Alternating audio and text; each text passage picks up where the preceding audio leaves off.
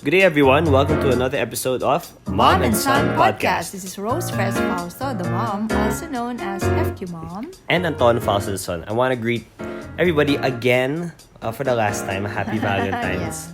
Although it's nearer now, Today it's nearer to Valentine's than it was our Was it episode Friday, last. Saturday, Sunday, Monday, Tuesday? Oh, that's right. That's right. Well, I would still count. I think kasi the whole weekend was a Valentine's. So even Sunday was weekend. a Valentine Day. Yeah. And so I hope you were able to really express your love to your loved ones. Yes, the proper way, of course. The proper way, the FQ way, which is what our topic was last Tuesday. And now it's gonna be somewhat related to it. What we're talking about today. We're talking about relationships and how the different statuses, the statuses. Statuses of relationship and how it was different back in your time, Mama, and how it's different now. And we can also, of course, relate that to money and learn some your lessons from relationship it. with money, Yes. Okay, sige. Okay, so before, kasi you wrote about this before, about how there's so many different relationship statuses. Before kasi, it used to be single or... Yeah. Yeah, I remember a couple of times na kasi I've spoken to millennials, no? So, I would ask, are you still single? And then they would say no. So I would... my follow-up question would be, so you're married na pala. No. So, Ganun it was sila. always like that. It was either you're always single until you're married. Was it like that back in your time? When you fill up application forms. I think up to now naman. No, so, only it's different naman kasi if you go on a flight so we went and then you with answer. that. We went with that. When you say Even kasi, like socially, like when you talk to your friends. Yes. Because the question now would be, do you already have a boyfriend? Do you already have a girlfriend? But even if you had one and you're not yet married, you're still considered single. Oh, so the way... It was a civil, it was a civil status. But then, even during our time, even if I myself only had either I had a boyfriend or I didn't have a boyfriend, there were already yung mga in-betweens, and we used to call it MU. You had MU already back in your time? Yes. Okay. There was MU, mutual understanding. But would this happen? Okay, in my experience, MUs, parang grade school up to early high school lang would be the only time people will actually, like, they'll confidently say, oh yeah, I have an MU. Kasi, my experience, parang it sounds like a joke now at least to my age. Parang because joke it's na siya so dated, it's so old style. Sa amin, it was more of they're not yet ready to commit, but they are acting as if. What I remember, most of the time, it was really the guy who wasn't ready. Hindi pa siya nagsasabi, at least in my experience, it was very clear-cut kasi to me, na para bang, tatanungin ka na, sasabihin, I love you, can you be my girlfriend, ganon. Straightforward. Hindi yung, kami na, yun lang. Hindi ganon. Tsaka syempre dalaw sa bahay. But then I'm also saying na hindi naman lahat ganon. Meron din namang napapasagot sa phone, phone pal. Wait, napapasagot sa phone? What I meant when I said napapasagot sa phone, even without the formal dalaw sa house, you can already have a girlfriend. Was it a norm back then, 30 years ago? 30 years ago? I mean, a couple will only become official if there is a dalaw. Kasi I know that the people would say that's an old school style. Hindi nga. Not that. That's old school talaga. Okay. During my time na, meron ng gaganon. But I didn't practice that kasi Lola didn't like, She would always tell us that wag kayo magpaligaw sa phone. Dapat dadalawin kayo. So wala nga sa phone. so that means she liked the old school style of dalaw nga. Yes. Okay. I thought you meant that Goga didn't like... No, I meant because Lola didn't like the phone lang. Yes, ayaw niya yun. Wow. So she probably would hate it now. How there are lots of people na ligawan over Instagram messages lang. Pa-PM lang. Yeah. Syempre. Layo sa panahon. Okay. So, back then, they'd say MU. MU or mutual understanding or what are the other? I heard of MU, malabong usapan. Mukhang unggoy, sabi ko. Nahihiya siya kasi ayaw niya aminin vibes niya kasi mukha. Hindi, joke lang yun. Okay, and then now, I think it has evolved to the term to dating. So many. The one I know that's mostly that would be commonly used is the term dating. Na if some kasi back okay, then, what do you mean when you say we're dating? if you say, "Oh, are you guys together?" or "Oh, are you single?" You'd usually say, "Oh, I'm dating someone." That means I would, from my understanding, based on my research, which is just social interactions and what I see from my friends, you say dating if you're exclusively seeing someone. So that means you're not But then saying you're ano. not you haven't had the whole girlfriend boyfriend process. You're not in that level yet. I would say it's friends and then dating and then girlfriend boyfriend and then fiance and then marriage. I would say those are the levels of relationships. Wala na yung I don't count MU as a part of that ladder. I remember having this conversation recently. Okay. In Mix kasi we had a segment for Valentine's when you were asked about your worst date experience and the worst love advice you received. And then from there, one of my co-VJs said that the worst advice she received was you're supposed to collect. Collect and Parang collect, and but collect. never select. Yeah, basta that whole collect and collecting thing. And then I remembered that's how you saw the races. Na it was more of the... And I was like saying that, oh, what's wrong with that? I mean, if you're not in a relationship, I was defending it. I was saying that, aren't you really supposed to go out and meet people and really parang make friends? Na you don't parang get into a relationship kagad when you just start meeting Yeah. other people. Then she explains further on, says na, no, it would mean the advice you received was more in the sense of how you date around talaga. And I Okay. think based on your stories, ma, that's something that was normal back then. Na Yeah. that people would really date around. Kasi now, if someone goes from, let's say I'm back in college or even now, if we hear of someone who goes on a date with someone na hindi siya hangout, hindi siya kain lang or na date one weekend and then the next weekend iba na yung date niya and then the next weekend iba na yung date niya, that's not normal. Oh, okay. So maybe we differ How would it there. be back in your time? Maybe we differ there because you remember the stories of Papa when he broke up now with his girlfriend for 4 years. He was dating at least twice a week. Wow. So, syempre Gastos magkaiba yun. Magkaiba. Okay. But then those dates, parang Date lang. isang Kasi date lang I think with them the or difference, did he pwedeng ever... isa lang. That I think now the difference is in the way we understand the term dating. Kasi like even me, I was also dating different men. But then would you go on more than one date? Would you go on, let's say, 3 dates with 2 separate guys at the same time? gato kunyari, somebody asked me na gusto ko naman, okay, so we will go out on a Friday. Tapos it so happen na, meron din Saturday na ibang guy. Okay lang yon as long as wala ka namang, hindi nga ako nakipag-holding hands, diba I told you? Hindi Wala. mo So you sinagot. just, it's Okay. really just, But can then, we that's a talk? first We'll date have- thing. So, ganun na yan. So, my first date, and then, pag inas ka ulit, at gusto mo naman, edi you go again. But, ako, as long as there's nothing, wala namang profession of love or whatever, at Okay. ikaw naman, hindi ka naman nagmamadali, it was really acceptable to have different dates. Okay. But then it has to be in the very early, or I wouldn't even say the Walang first stage of kiss yun, relationship. ha? Wala pang anything. So it's Wala. really, so it would Sabi ko really kasi, no be, holding you hands would pa eh. do it. It's as if you just ate out with a platonic friend. Yes, Parang platonic. if you look at the script of the date, or if you look at the play by play, Oh, yeah. walang romantic. Wala. But here's the Ewan's. deal. For example, if the guy asks you out again, you go out again. Tapos, and pag nagsabi na siya ng the magic word na would you be my Okay. girlfriend, and ay mag-date pa siya sa iba, edi Then, syempre erase ko yun. Anong klaseng, parang, my experience was that, uuna yung lalaki mag-profess, tas si girl can still make So if the guy paligaw. professed, the girl, It's I mean, really up to you. Ako, Okay. ang dapat na style nga, huwag kang sasagot agad.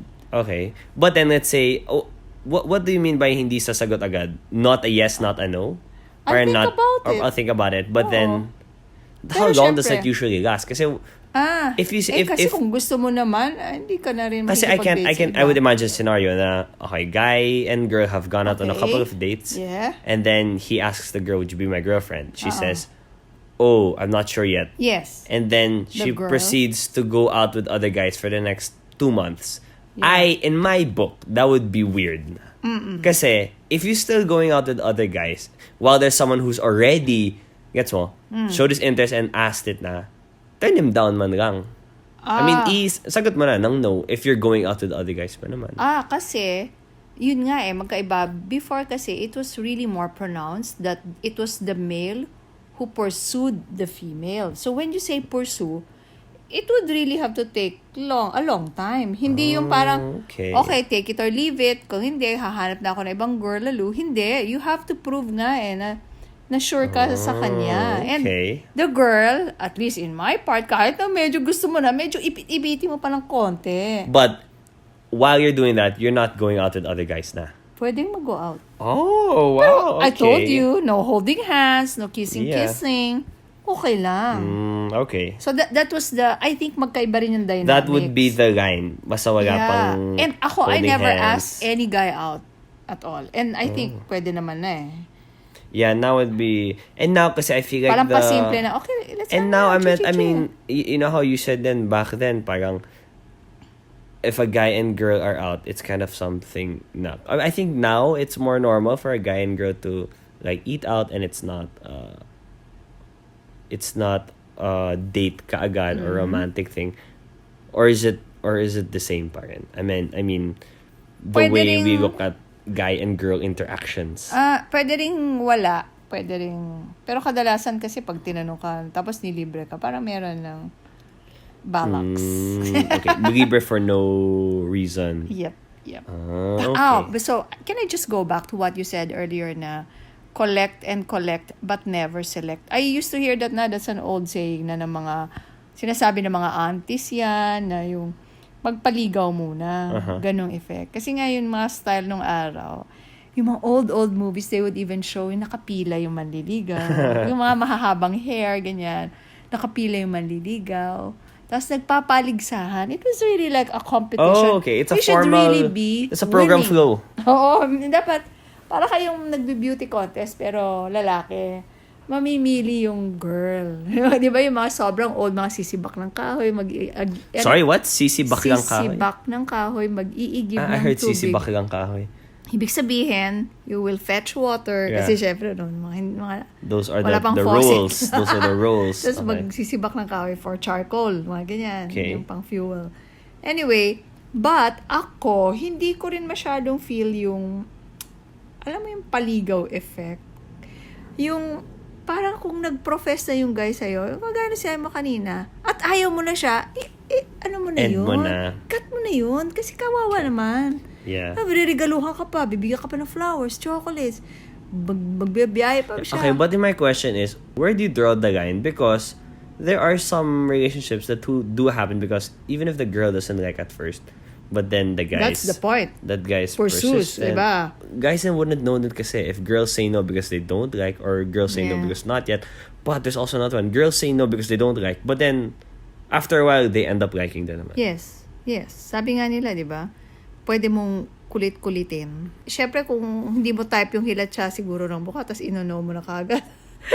And then later on, you'd see that, oh my gosh, he's a nice guy pala. He's very persistent. And later on, you'd realize, oh, what are the qualities that I'm looking for in a guy. husband? Okay. Lalo na. Okay. Sabi, di ba nga, humanap ka ng pangit na nga eh. With these relationship statuses, if we relate it to money, how important, would you say that it is more important pa nga to be able to define and know your relationship with money? Because I think it's more important and more possible because it's just between a person and the money compared to Mas two madali, people you mean. with their own understandings of love and expectations and everything.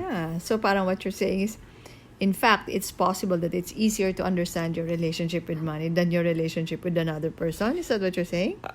Ideally, and I think it's something that we should, that people should parang attack head on and so they should really think about that type of things. Yeah, they Because I think that there are some being in a relationship, dating, getting married, not everyone We'll go through will go those. through that. Yeah. But with the money, I mean, Everybody has to unless go through. you live in the forest, I don't know. Yeah. You will really need to define that relationship with money. So what are your thoughts on that? Well, sana nga kung ganun kasimple, no? Oo, sasabihin ko, mas simple. Money kasi is very potent eh. Kahit na inanimate object siya. It's because we attach just way too many emotions to money. Tapos, ang daming beliefs, kanya-kanya, ang daming myths about money. Hindi rin ganun kadali. But, you're right in saying that, in fact, if you were to choose between a loved one and yung relationship with money, parang mas sure ka that you will deal with money all your life. Yeah. The life partner. So it's really, really very important to understand your relationship with money. And we've gone through that. We do that, diba, during our workshops, FQ workshops. I write about it a lot. Kasi kung hindi mo naintindihan yung relasyon mo with money, you will go through life and it's possible na kahit ang dami-dami mo ng pera, you will not yet be happy. And I think with the relationship with money, there's no proper age masyado. Okay, example with relationships, usually, diba, you only start dating when you're this age na, you're only gonna get married when you're, parang you have a stable source of income, yung mga ganun. But then with money, Hindi I would think that it's not something that you need to wait for. You shouldn't wait for the job before you. Yeah, diba? That's what I develop that advocate. Sana relationship with right money. at the start, raise your children with high FQ. And that really includes making them understand the role of money in their life, in your family life. And it really goes with example. Na.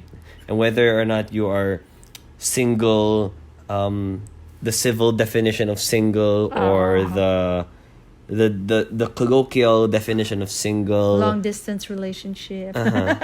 Oh yeah, there's really a lot of different type of LDR relationships. ba yun? LDR. But then when it comes to money, you have to make it clear. Oo. And then, siguro kung babalikan din natin, it's also important that you make it clear with the person that you hang out with. Okay. What is your Going back to relationship ba? personal, couple relationships, romantic relationships. What are your parting words on this topic? Okay. I'm really old school in that. And the more clear it is, the better the success rate of your relationship. So, diba, that's what I always tell you guys. Especially kayo yung lalaki.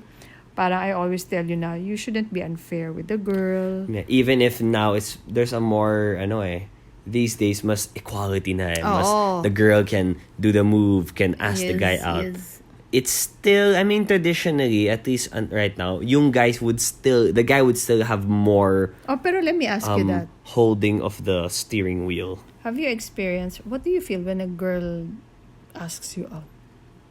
I have not experienced that eh. How? Of a girl asking me out on a date. Because I'm in a relationship now, so it doesn't really matter who. Once you're in a relationship, I kasi meant wala when nang that started. When that started, sino ang nanligaw? Oh, ako, syempre. I've, Yun all nga. my experiences. So how would you experience, how would you feel kaya kung siya yung unang nag-first, siya na una, syempre first na. Siya ang gawa ng first Okay lang. move. I think it would be the same as if I were a girl. It depends on who the person is. Kung gusto ko yung person and siya mag-ask, di gusto ko. I've always felt that I was a confident girl na medyo astig-astig na konti. That was never in my vocabulary. Para bang it was never in my mind na I will ask this guy out kahit na crush ko siya. Parang, Well, kasi naman, not all relationships have to start with I guess it's kaibiganin mo yeah, lang the friends, yeah, but then magpaganda-ganda ka lang. yeah, but then if you know what you want, naman, that's how I go. If There's a way. If you know what you want, edi go for it. Compared to, I would rather, if I were a girl, I would rather go for the guy I like, get rejected, than wait and then nothing happens. But the waiting kasi doesn't mean that it's the passive kind of waiting. Okay. It's No, a Eddie, we're the same there. strategic waiting. I'm not for the girl is the one who takes the guy out. The girl is the one who makes ligaw. But yun then, na. the girl has to, hindi pwede na wagang ginagawa si girl. Dapat. She has to show. Parang dapat may konting Siguro. leaving some breadcrumbs. Gets Ako mo? siguro medyo magkaiba tayo dyan. Siguro yung yung yung ginagawa niya, hindi halatang may ginagawa siya. Yeah. Okay. Ganon. I think that is something we can talk about in a future episode. We will delve into that. How a girl should show signs or Yeah, kasi should the court analogy, without courting. you know, the analogy is like a flower. Mm-hmm. Kailangan lang mag-bloom ka para ma-attract mo yung butterfly, But yung you need bees, to yung ganon. bloom. You need to do your You need to do your thing Yeah. too. Okay. Okay ba yun? Happy And with that Valentine's. analogy? Yes, there's a lot of lessons learned there and more to learn in our next episode. So thank you again, guys, for listening to this episode of Mom and Son Podcast. This has been Rose Fres Fausto with love saying goodbye to all of you. And Anton Fausto the Son. Happy Valentine's again. Bye. Bye. The Mom and Son podcast airs every Tuesday, 7 a.m. and can be streamed on Spotify, Apple iTunes, Google Podcasts, Buzzsprout.com, and YouTube. Just search Mom and Son Podcast for your weekly dose of family, finance, passions, and everything in between. Leave a comment so other listeners may find this podcast. If you have any questions or suggested topics, email us at antonfausto@gmail.com.